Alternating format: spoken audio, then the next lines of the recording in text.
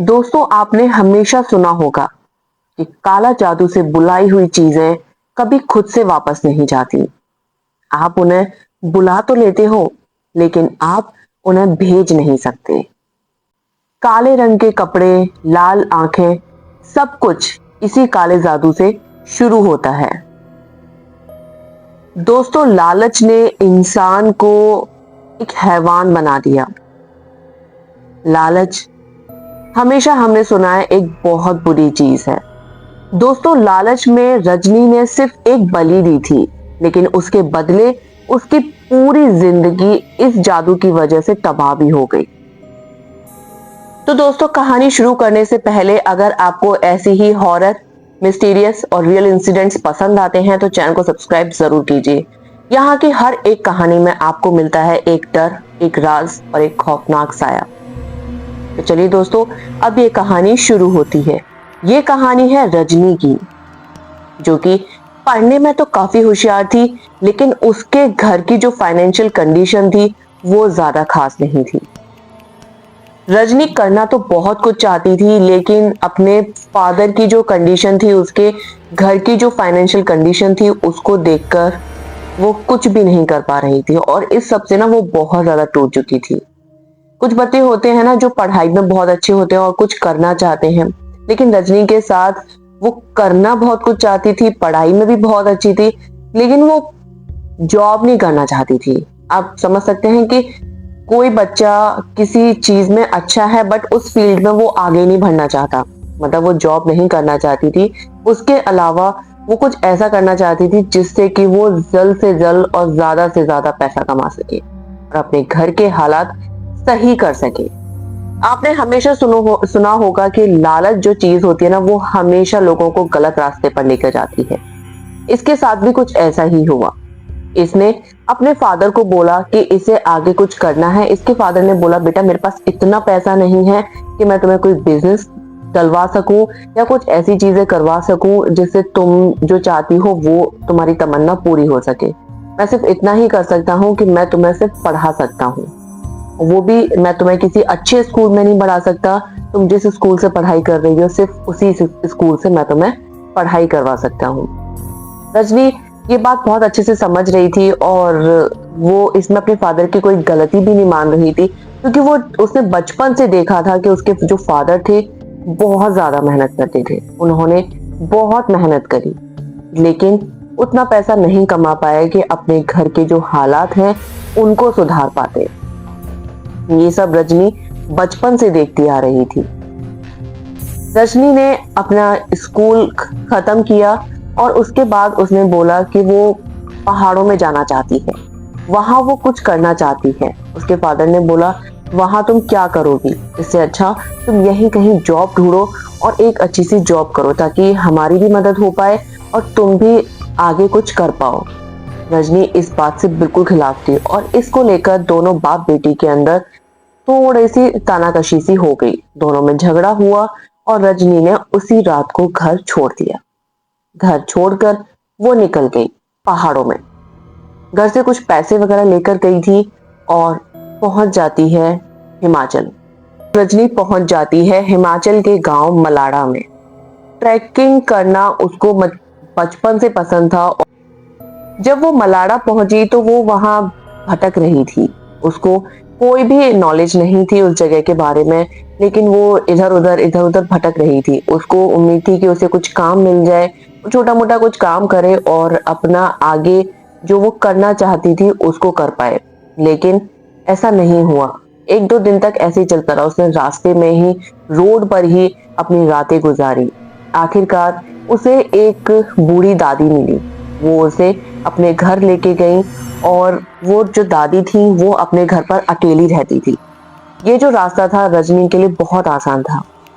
वो दादी जब उसे अपने घर लेके गई तो दादी के वो सारे कुछ काम करने लगी और दादी उसको अपनी बेटी की तरह रखने लगी।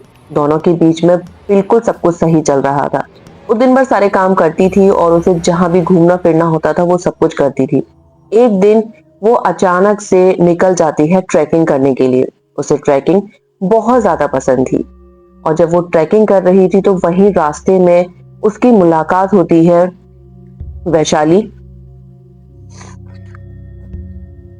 और अंकिता से। वैशाली और अंकिता ये काफी अच्छे परिवारों से थी और ये मलाड़ा गांव से ही थी। ये दोनों ट्रैकिंग अक्सर आए दिन ट्रैकिंग वगैरह करती रहती थी। छोटी मोटी पार्टीज भी ये लोग करते थे। रजनी की जब मुलाकात वैशाली और अंकिता से हुई, आपस में इनकी धीरे धीरे बातचीत होना शुरू हुई और धीरे धीरे करके ये एक बहुत अच्छे दोस्त बन गए। बहुत अच्छे से इनकी दोस्ती आगे बढ़ने लगी। जब भी इनको कुछ काम होता था तो ये एक दूसरे से जाकर मदद ले लेते थे और ट्रैकिंग वगैरह ये सारी चीजें ये करते रहते थे। इनकी जो वाइब्स थी आपस में बहुत मैच करती थी। इनकी जो सोच थी वो भी काफी ज्यादा मैच करती थी। लेकिन रजनी थी तो एक छोटे परिवार से ही थी। उसका हमेशा से यही था कि वो जो भी पैसा कमाएगी शॉर्टकट तरीके से कमाएगी और बहुत ज्यादा कमाएगी। लेकिन इसके विपरीत ही अंकिता और वैशाली ऐसा बिल्कुल भी नहीं मानती थी और उनको पैसे कमाने की जरूरत भी नहीं थी, क्योंकि वो एक बहुत अच्छे परिवार से थी और उनके परिवार बहुत संपन्न परिवार था। जब रजनी उनसे मिलती है तो इनकी दोस्ती बहुत अच्छी चल रही होती है। अचानक से एक दिन ये लोग रजनी के घर आते हैं, जो वैशाली और अंकिता हैं। रजनी के घर आते हैं और जो दादी थी उन्होंने इन तीनों के लिए खाना पीना बनाया। इन लोगों ने वही खाना पीना किया और रात को वैशाली और अंकिता रजनी के साथ ही रुक जाते हैं। आपस में ये तीनों बात ही कर रहे होते हैं तो अचानक से रजनी बोलती है कि यार मेरी ना बचपन से ही ख्वाहिश है कि मैं बहुत सारा पैसा कमाऊं और शॉर्टकट तरीके से कमाऊं। तो इस पर वैशाली बोलती है कि यार बिना मेहनत के पैसा कमाना वो मजा नहीं आएगा। तू पैसा तो कमा सकती है लेकिन तुझे सुकून नहीं मिलेगा।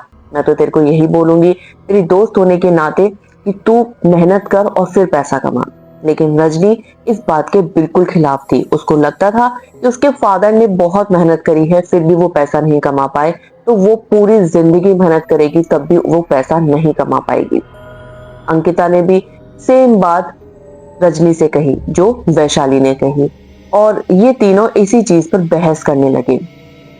अचानक से रजनी बोलती है यार मैंने सुना है कि पहाड़ों में ना काला जादू बहुत होता है और मैंने सुना है काला जादू से हम हर वो चीज हासिल कर सकते हैं जो हम करना चाहते हैं। जब वैशाली और अंकिता ने रजनी की बात सुनी काला जादू से लेकर रिलेटेड, तो वो दोनों बहुत हैरान रह गई। वो सोच रही थी कि यार ये किस तरीके की बातें कर रही है, क्या काला जादू से वाकई पैसे कमा सकते हैं। कहीं ना कहीं वैशाली के मन में भी थोड़ी सी क्यूरियोसिटी हुई जानने की कि वाकई में ऐसा हो सकता है क्या। तो वैशाली ने रजनी से पूछा क्या तुम सही बात कह रही हो। ये देखकर अंकिता दोनों के ऊपर चिल्ला के पड़ती है कि तुम्हारा दोनों का हो गया है दिमाग खराब। ऐसा करना भी और ऐसा होना भी दोनों ही चीज गलत है। तुम ये जो चीजें कर रही हो, जिसके बारे में सोच रही हो, ये बिल्कुल गलत है। ऐसा करने से कुछ नहीं होता बल्कि तुम दोनों उल्टा मुसीबत में फंस जाओगी। रजनी ने उसकी बात को इग्नोर किया। वैशाली ने भी कहीं हद तक उसकी बात को इग्नोर किया। वैशाली कहीं ना कहीं उस चीज के बारे में जानना चाहती थी। होता है ना किसी को किसी चीज के बारे में जानने में क्यूरियोसिटी होती है, कुछ इंटरेस्ट दिखाते हैं लोग, तो वो उसी तरीके से वो ऐसा कुछ करना नहीं चाहती थी बट वो जानना चाहती थी कि ये सब क्या होता है, कैसे होता है। रजनी ने उसको बताया कि काला जादू में बलि दी जाती है और कुछ नेगेटिव एनर्जी होती है उनको प्रसन्न किया जाता है, जिससे कि हमें वो सारी चीजें मिल पाती हैं जो हम चाहते हैं। वैशाली ने बोला क्या वाकई ये पॉसिबल है। रजनी ने बोला हाँ हाँ। अंकिता इस बात को लेकर बहुत ज्यादा नाराज हो गई और वो वहां से उठकर चली गई। रजनी और वैशाली रजनी के घर थे। अंकिता वहां से जा चुकी थी अपने घर। वो इन दोनों से बहुत ज्यादा नाराज थी और उसने इन दोनों से बात करना बंद कर दिया, इन दोनों से मिलना तक बंद कर दिया। अचानक से एक दिन जो वैशाली थी उसका अंकिता के पास फोन आता है और वो उसे बुलाती है कि यार रजनी का एक्सीडेंट हो गया है और तू जल्दी से आ जा। रजनी, ये सब कुछ ड्रामा था वैशाली और रजनी का। अंकिता जब ये बात सुनती है तो उससे रहा नहीं गया और वो भागती दौड़ती हुई रजनी के घर पहुंच जाती है और वहां जाकर देखती है कि दोनों बिल्कुल सही थे। दोनों ने उसके साथ मजाक किया था और अंकिता ये सब देखकर बहुत ज्यादा चिढ़ जाती है। रजनी बोलती है कि यार एक्सीडेंट नहीं हुआ, लेकिन हम तुझे कुछ ना दिखाना चाहते हैं, तू हमारे साथ चल। अंकिता को लेकर वो दोनों जाती हैं। एक खुली सी सुनसान सी जगह थी, वहां जाती हैं और वहां वो देखती है अंकिता जाकर कि वहां बहुत अजीब सी चीजें रखी हैं, काला धागा, नींबू वगैरह, ये सारी चीजें जो काला जादू में यूज होती हैं, वो सारी चीजें वहां रखी हुई हैं। साथ ही साथ वो देखती है कि वहां पर ना थोड़े से पंछी, जो बर्ड्स हैं, वो भी बंद किए हुए हैं, जैसे पिजन वगैरह होते हैं, वो भी वहां एक पिंजरे में रखे हुए हैं। वो ये देखकर ना बहुत ज्यादा हैरान रह जाती है कि ये सब क्या है, तुम लोग मुझे क्या दिखाने लेके आए हो। तो जो वैशाली थी वो बोलती है कि देख, हम तुझे ना एक मैजिक दिखाएंगे और जिससे तुझे समझ में आ जाएगा कि हम मतलब कितनी जल्दी हम सारी चीजों को अपनी मनवा सकते हैं। तेरी भी अगर कोई विश हो ना तो वो भी पूरी हो सकती है। जिस तरीके से वैशाली उसको बता रही थी, अंकिता को बहुत गुस्सा आ रहा था और रजनी ने सारा प्रोसेस करना शुरू किया। अंकिता ये सब कुछ देख रही थी और जैसे ही उसने देखा कि उसने उस पिंजरे में से एक पक्षी को, कबूतर को निकाला बलि देने के लिए, तो वो बहुत ज्यादा हैरान रह गई। उसको इतना गुस्सा आया, वो वहां से उस कबूतर को, उस पूरे पिंजरे को लाकर उन सब चीजों को वो आजाद कर देती है, सब चीजों को वो मुक्त कर देती है और सारे पंछी उड़ जाते हैं। जब रजनी की ये पूरी प्रक्रिया फेल हो गई तो रजनी और अंकिता में बहुत भयंकर लड़ाई होती है और उस दिन के बाद ये तीनों अलग अलग हो जाते हैं। रजनी वापस अपने घर आ जाती है, अपने होम टाउन, और जो वैशाली और अंकिता थी वो दोनों अपने अपने घर आ जाती हैं। सब कुछ अब नॉर्मल चल रहा था। धीरे धीरे करके तीनों अपनी लाइफ में आगे बढ़ चुके थे, लेकिन जो अंकिता थी उसके साथ चीजें कुछ सही नहीं हो रही थी। अंकिता के पास अचानक से एक दिन वैशाली आती है और वो उसको बताती है कि यार, तूने इतने दिन से बात करना बंद कर दिया, सब कुछ इतना अजीब हो गया था, मतलब खालीपन सा दुनिया में लगने लगा था, ऐसा लगता था कि कोई है ही नहीं, हमारी दोस्ती सब कुछ बेकार कर दी, तूने सब कुछ भुला दिया, तू कैसे इतना बदल गई। अंकिता ने उसको बोला कि यार, जो चीजें तुम लोग कर रहे थे मैं उसके बिल्कुल खिलाफ हूँ, मुझे वो सारी चीजें बिल्कुल पसंद नहीं है और जिस तरीके की हरकत तुम लोगों ने की है मैं उसमें तुम दोनों का बिल्कुल साथ नहीं दे सकती, तो बेटर रहेगा कि हम तीनों अलग अलग ही रहें। वैशाली जो थी उसने रजनी को भी बुला लिया था। अब जब रजनी वहां आई थी तो वहां उसका जो रौब था, जो रजनी 2 साल पहले थी और आज की जो रजनी थी उसमें बहुत फर्क था। रजनी के पहनावे ओढ़ावे से ऐसा लग रहा था जैसे वो बहुत ज्यादा अमीर हो गई, उसने बहुत सारा पैसा कमा लिया हो। वैशाली और अंकिता उसे देखकर बहुत हैरान रह जाते हैं। अंकिता बोलती है, रजनी यार, तू तो बिल्कुल चेंज हो गई, ऐसा क्या कर लिया तूने, क्या अचानक से तू 2 साल में तूने इतनी तरक्की कर ली कि तू इतना ज्यादा चेंज हो गई। और रजनी उसकी तरफ देखकर मुस्कुराती है और शांत रह जाती है, वो उसको कुछ नहीं बोलती। ये सब जब वैशाली ने उसको पूछा तो वो उसको बोलती है कि यार शांत रह, ऐसा कुछ भी नहीं है, मैंने बस यहाँ से जाने के बाद जॉब करी और उसके बाद उसी में मैं मेहनत करती गई, मुझे प्रमोशन पे प्रमोशन मिलते गए और मैं आज एक सक्सेसफुल वुमेन बन चुकी हूँ। अंकिता और वैशाली ने बोला, चल अच्छी बात है कि तू गलत रास्ते पे से सही रास्ते पर चली गई। रजनी ने अंकिता और वैशाली को बोला कि यार, मैं ना वो दादी से मिलने आई हूँ जिनके यहाँ मैं रहती थी और मुझे उनके पास जाना है, मैं सोच रही हूँ उनको अपने साथ वापस लेके जाऊं, क्योंकि उन बेचारी ने मेरे बुरे टाइम में बहुत ज्यादा साथ दिया था। रजनी उनके घर जाती है तो वहां देखते पता चलता है कि वो जो दादी थी उनकी डेथ हो चुकी थी और उनका जो घर था वो बिल्कुल खाली पड़ा था। रजनी को एक सेफ जगह मिल गई थी रहने के लिए। अब वो यहाँ रहने लगी और उसका आना जाना अंकिता के घर से बहुत ज्यादा हो गया था। बहुत सारी चीजें बिल्कुल परफेक्ट चल रही थी। जब रजनी अंकिता के घर जाती थी ना, तो रजनी जब अंकिता के घर जाती थी तो अंकिता का एक पेट था, एक डॉग था, वो अंकिता को और रजनी को देखकर ना बहुत ज्यादा भौंकता था। जब अंकिता घर में उसके साथ होती थी तो वो उसको कुछ नहीं कहता था, लेकिन जब अंकिता और रजनी दोनों साथ होते थे तो वो उनको देखकर बहुत भौंकता था, डरता था, सहम जाता था। अंकिता उसको बहुत शांत करने की कोशिश करती थी बट वो उसको बिल्कुल भी हाथ नहीं लगाने देता था।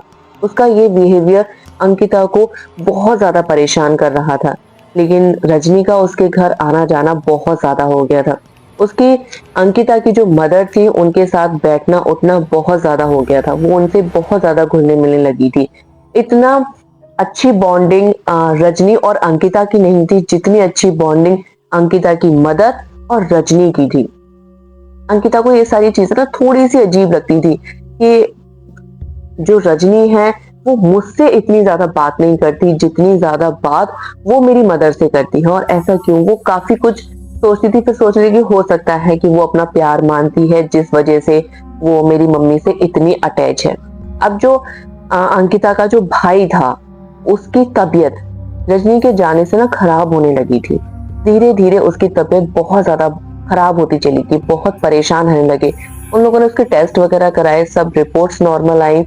लेकिन अचानक से एक दिन जब रजनी उनके घर खाना खाने के लिए गई, उसकी माँ ने, अंकिता की माँ ने उसको खाने पर बुलाया, रजनी खाना खाने गई तो उसका भाई वहीं बैठकर उनके साथ खाना खा रहा था।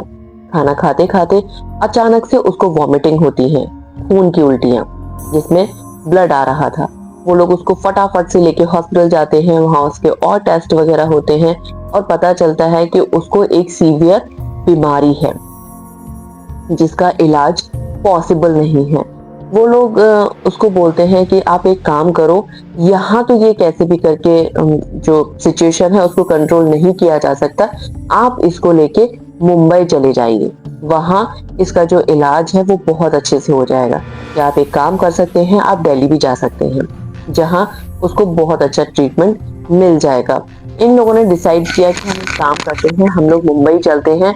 और रजनी भी इन लोगों के साथ जाने के लिए तैयार थी। उसने अपनी इच्छा जाहिर करी कि मैं भी तुम्हारे भाई के लिए चलती हूँ क्योंकि मैं भी उसे अपना भाई मानती हूँ। रजनी के माइंड में कुछ और ही चल रहा था जो अंकिता और उसकी फैमिली के बिल्कुल अलग था, दिमाग से बिल्कुल बाहर था। अंकिता की मदर घर पे रुकती हैं और रजनी, अंकिता और रजनी के अंकिता के फादर अंकिता के भाई को लेकर निकल जाते हैं मुंबई के लिए।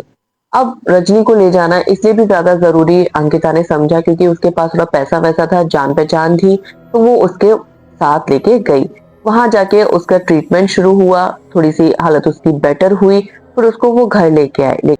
लेकिन दोस्तों जब अंकिता के भाई को घर लाया गया तो उसकी हालत वापस से उसी तरीके से खराब होने लगी और वो बहुत ज्यादा परेशान होने लगा। उसकी हालत ऐसी हो गई थी कि दिन पर दिन वो बहुत ज्यादा वीक होने लगा।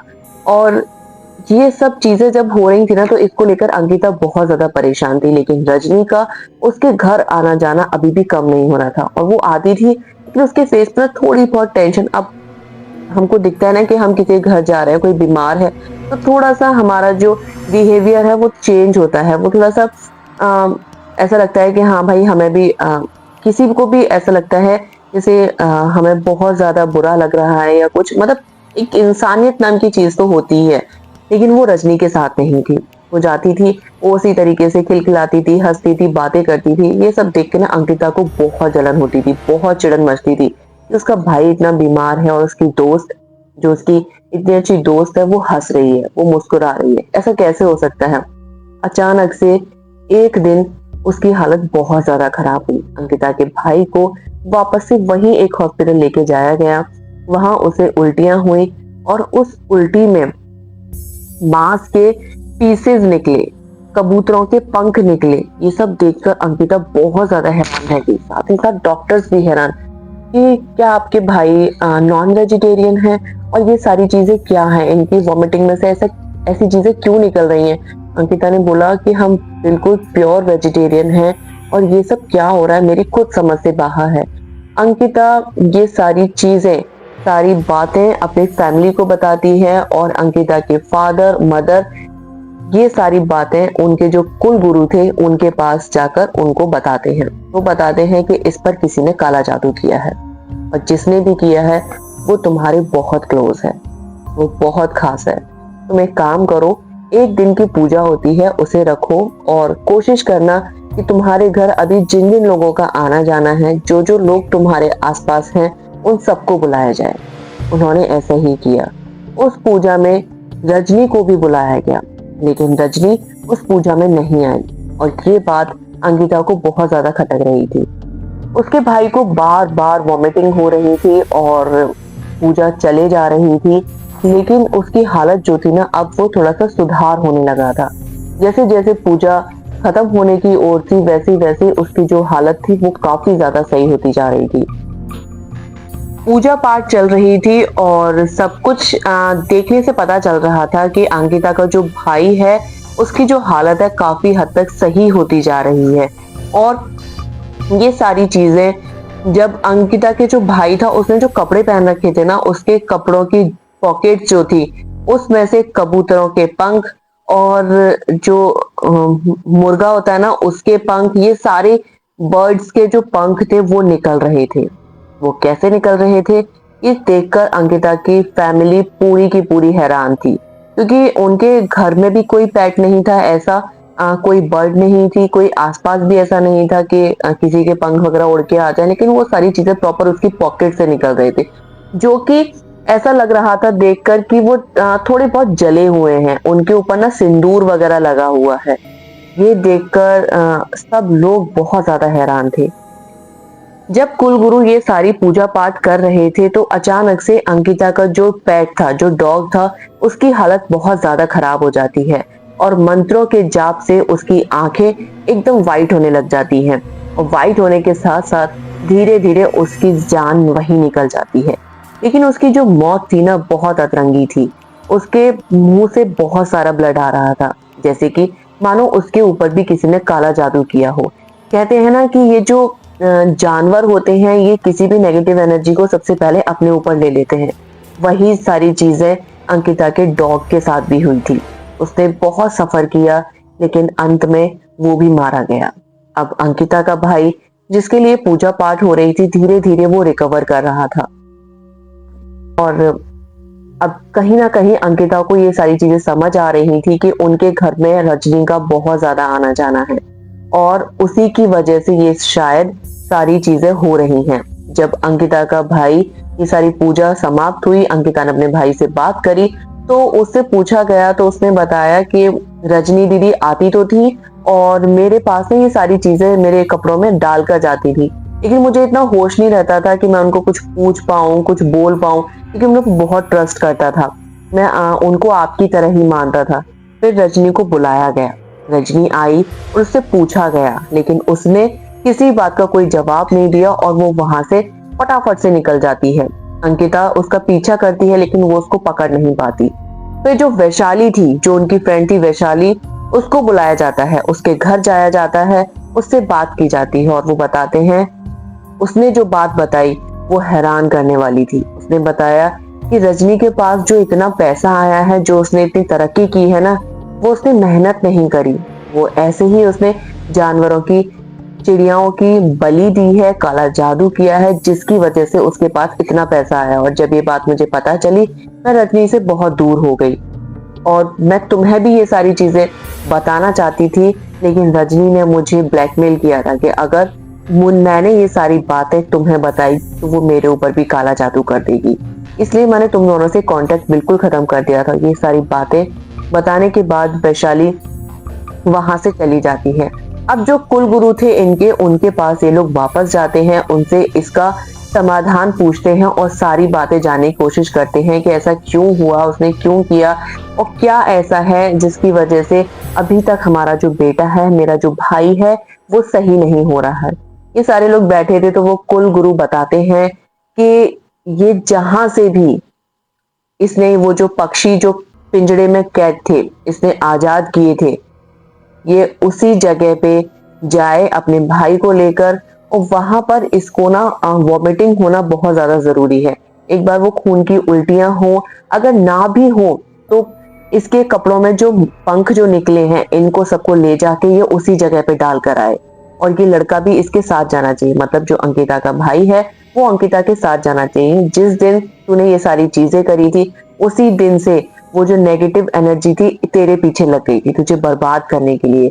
रजनी छोटी मोटी बलि दिया करती थी जिससे कि आज वो इतनी अमीर बन गई, लेकिन कहीं ना कहीं उसकी ये सारी चीजें तुझे खत्म कर दी गई। जब पहली बलि जो दी जा रही होती है, अगर उसमें कोई रुकावट पैदा होती है ना, तो वो बलि सक्सेसफुल नहीं मानी जाती, वो जो प्रोसेस है वो सक्सेसफुल नहीं माना जाता।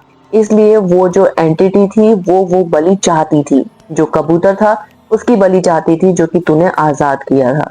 और आज अंकिता ने देखा कि वो जो कबूतर था वो उसी जगह पर बैठा हुआ था उसकी बलि के लिए। लेकिन कुलगुरु की पूजा और उनके मंत्र जाप की वजह से वो कबूतर भी मुक्त हो चुका था, उसका भाई भी मुक्त हो चुका था। लेकिन कुछ दिन बाद पता चलता है कि रजनी के ऊपर उसी का काला जादू उल्टा पड़ गया और उसकी एक एक्सीडेंट में डेथ हो गई, वो मारी गई। वो काला जादू, उसकी नेगेटिव जो एनर्जी थी उसने उसी को बर्बाद कर दिया, क्योंकि उसे उस कबूतर की बलि नहीं मिली। और जब भी कोई बलि दी जा रही होती है, अगर उसको बीच में रोका जाता है, टोका जाता है, वो किसी नेगेटिव एनर्जी के थ्रू होती है सारी चीजें, तो उसको बर्बाद कर दिया जाता है। वो नेगेटिव एनर्जी उसको छोड़ती नहीं है। और ये सारी चीजें आज भी हम लोग इतना विश्वास करते हैं काला जादू में, ये सारी चीजें नहीं होनी चाहिए, एक अंधविश्वास है। अगर ऐसा करने से सब कुछ हासिल हो जाता तो आज सब अमीर होते। किसी का बुरा करने से आपका भला हो जाए तो ऐसा कभी नहीं होता। जहां इस दुनिया में भगवान एग्जिस्ट करता है वहां ये सारी चीजें हो ही नहीं सकती, हो ही नहीं सकती। सब कुछ कर्मों का खेल है। आपके गलत कर्म होंगे तो आपको सजा जरूर मिलेगी। आज अंकिता इन सारी चीजों से बहुत दूर निकल चुकी थी। उसका जो भाई था उसकी भी तबीयत ठीक हो चुकी थी। उसको दोस्ती पर से विश्वास हो चुका था। वो दोस्ती पर भरोसा ही नहीं करना चाहती थी, क्योंकि एक दोस्त एक अनजान जगह से आई हुई, उसने उसको इतना प्यार दिया, इतना सब कुछ उसको दिया, और उसने किस तरीके से उसके पूरे परिवार की जिंदगी तहस नहस कर दी। उसको इस बात पर बिल्कुल भी भरोसा नहीं था। कुलगुरु ने बहुत सारी पूजा पाठ किए थे, तब जाकर उस अंकिता का जो भाई था वो उन सब चीजों से मुक्त हुआ। तो दोस्तों ये थी आज की कहानी। उम्मीद है आपको अच्छी लगी होगी। दोस्तों एक बात तो क्लियर हो जाती है कि ऐसा कुछ भी नहीं करना चाहिए जिससे कि आपकी जिंदगी, आपके चाहने वालों की जिंदगी खराब हो। रजनी की एक लालच ने कितने लोगों की जिंदगी बर्बाद की, कितना समय बर्बाद किया, कितना कुछ उसने दांव पर लगा दिया, और आखिर में उसे क्या मिला? एक गंदी मौत, जो कि शायद वो उसकी इन हरकतों से डिजर्व भी करती थी। तो दोस्तों ये थी आज की कहानी। उम्मीद है आपको अच्छी लगी होगी। वीडियो अच्छी लगी हो तो प्लीज लाइक करना, चैनल को सब्सक्राइब करना। तब तक के लिए नमस्कार।